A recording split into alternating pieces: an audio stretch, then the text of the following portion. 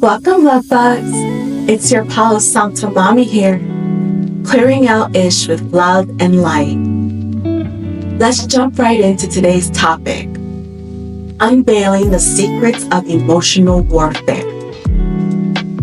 Have you ever felt like your emotions are under siege? As if an overwhelming amount of situations and obstacles are piling up, leaving you feeling overwhelmed and ready to fight or take flight? Let's talk about it.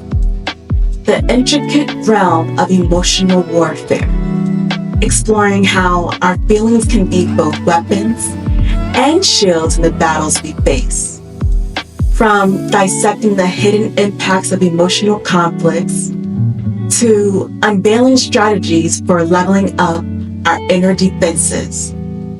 I only ask that you open your mind beyond what you see in the physical and allow yourself to begin mastering the art of emotional resilience. What is emotional warfare and how does it impact our mental health? Emotional warfare involves manipulative tactics aimed at causing emotional harm and includes gaslighting, stonewalling, and passive-aggressive behaviors.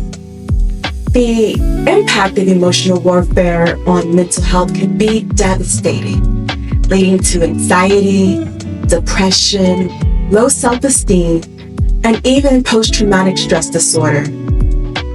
Recognizing the signs of emotional manipulation is crucial in protecting one's mental well-being. These tactics can be presented to you by anyone at any given time. I think one of the most powerful things that I did when I decided to take action against emotional warfare was to make up in my mind to stop looking at people and as energy instead. It took time as I danced with the demons of others, journeying to the ultimate destination of peace of mind. When under heavy attack for so long, you can feel as if you are losing your mind, that you are the crazy one. The second key was going into hermit mode. Once you find the strength to enforce boundaries and remove yourself from the culprit's grasp, your body will eventually fall into a more homeostasis state. How to identify emotional warfare tactics. Common emotional warfare tactics include manipulation, guilt tripping, blame shifting, and invalidation of feelings. Pay attention to how you feel after interacting with certain individuals. If you feel confused, drained, or invalidated, it could be a sign of emotional manipulation. Trust your instincts and set boundaries to protect yourself from emotional warfare tactics. Now, I don't say this to frighten you, but to empower you with knowledge and wisdom. Emotional warfare can be presented to you by anyone and anywhere. Most commonly, it begins within your bloodline. This family member could have been basically hijacked by an entity as a spirit of jealousy, for example.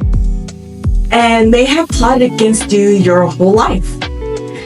It's subtle, and you may not pick up on it until you become an adult, which is ideal and good because you are able to truly and fully practice your free will to remove yourself from this person or group of people. Maybe this person was not always a foe to you and may not always be a foe to you.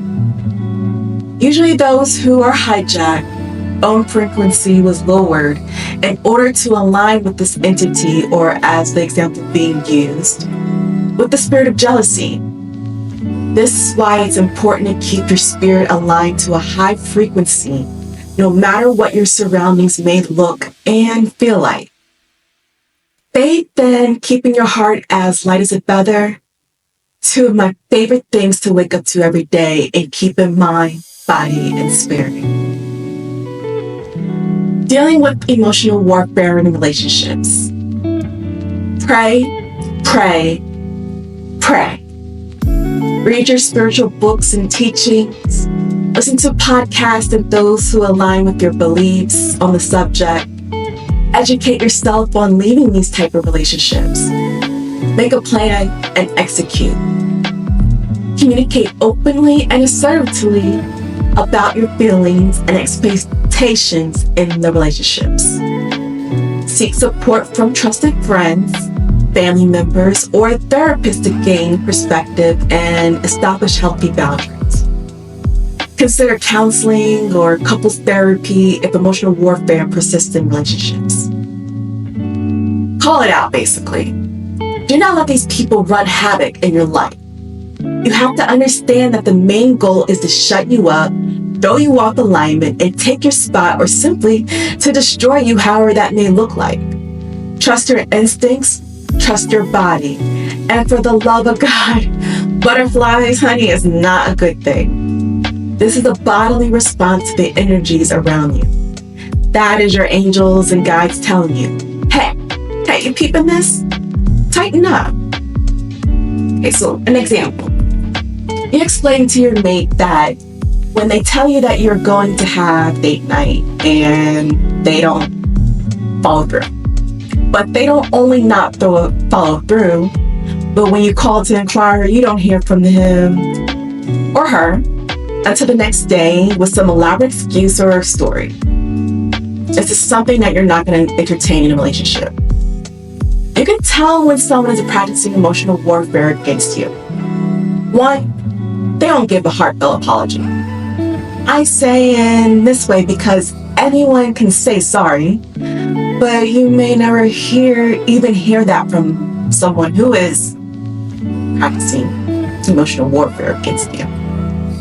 Usually this is when the tactics of manipulation, guilt tripping, blame shifting, and invalidating your feelings come into place. This is a simple example, but maybe more common. In any relationship, romantic, platonic, familiar, business, thing. Is this person's situation aligned with me to my highest self, timeline, my goals and aspirations, or wasting my time? Am I putting more than I am receiving? Journaling is a master tool in dating. Keeping track of your emotions and reflecting to make sure you stay grounded. Trusted friends, family members, or therapists can help if you are already knee-deep in emotional warfare. I do not believe in staying or returning to those who practice emotional warfare against me. But that is because of my calling and purpose. Everyone is different. You will have to go within, remove, heal from the turmoil, and then plan your escape, physically, spiritually, and mentally. Depending on how long you are in the emotional warfare and how webbed, is how long it can take to recover. One of the examples I always use is it takes about 3/4 the time of a relationship to truly heal from the long-term effects of emotional warfare. Long-term exposure to emotional warfare can lead to complex trauma, impacting one's self-worth and ability to trust others. Individuals who have experienced emotional warfare may struggle with intimacy, conflict, resolution, and forming healthy relationships. Healing from the effects of emotional warfare requires self-compassion, therapy, and a commitment to breaking free from toxic patterns. Give yourself grace and make sure to pray and talk to God every day, all day, for He will deliver you from emotional warfare. I have been under emotional warfare all of my life, 34 and a half years, and I will more than likely always be under emotional warfare to some degree because of my calling. I've accepted that, but I will not accept it. I was like a walking, ticking I am naturally a delight.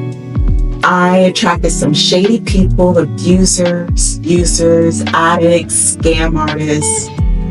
Obviously, I have my own issues and demons. I believe we all have our demons. No one is perfect, but I do believe there's a very blatant difference in how people deal with their demons, or what could be called the shadow side. Do you feed your demons, entertain them, learn them, master them from within? Or are you out here spreading and feeding others to your demons because you are not ready, equipped, don't give a fuck to deal with them? I also believe that it may be their job, those people who practice emotional warfare, it may be their purpose, and I'm not here to figure that out or to judge people on that. I am only here to combat it and teach others how to. It took years of cycles of the same lesson with different people. Long-term spiritual warfare is cyclic. I think it built my wisdom, intuition, and definitely boundaries. Removed rose-colored glasses, and I developed a feminine power. I was always on the emotional roller coaster, depressed, anxiety. I've had hospitalizations. My confidence was broken down, and I was already a humble type of person. I stopped trusting people and was quite awkward at times. Impulsive, under psychosis, and likely to dissociate most of the time. It is crazy once you understand and get out. All of that wasn't me, but the energies that were targeting me. Once I took control of my mind, body, and spirit through God, research, my soul's mission to overcome, and therapy, my mind was quiet. My body returned to its normal weight. I wasn't always feeling activation within my chest, queasiness and upset stomach, headaches and things like that, body aches, sleeping. Yeah. At the end of the day, my spirit became free. It seemed like magic because it was God's grace, mercy, and direction. Overcoming emotional warfare and healing. Practice self-care activities such as mindfulness, journaling, exercise, and engaging in hobbies that bring you joy. Challenge negative thought patterns and replace them with affirming and empowering beliefs about yourself. Surround yourself with supportive and understanding individuals who respect your boundaries and well-being. Really, cut all the mofos off. I am joking and serious at the same time. By keeping in physical, mental, and spiritual contact with those performing emotional warfare, it is really prolonging your freedom. Hermit mode love is the way. Don't be afraid to charge whatever it is to the game. Lose a bag, get a bigger one. Lose a friend, get a realer one. Letting go what does not align to you and freeing your spirit is so priceless. Working only under God and your influence and energy only. Build your relationship with God. You will see. God will not let you down. God will always come through, and you will see just how on time God always is. Next week, we will dive more into overcoming emotional warfare and healing. In conclusion, emotional warfare can have a profound impact on mental health, relationships, and overall well-being. By understanding the tactics of emotional manipulation, setting boundaries, and seeking support, individuals can navigate and heal from the effects of emotional warfare. It is essential to prioritize self-care, self-compassion, and healthy relationships to break free from toxic patterns and become spiritually, mentally, and physically free. All right, now this is the end of our first episode. I hope you enjoyed and you stay tuned for more. Until next time, my love bugs, it's your Palo Santo Mommy signing off. We are going to clear out all this ish with love and light.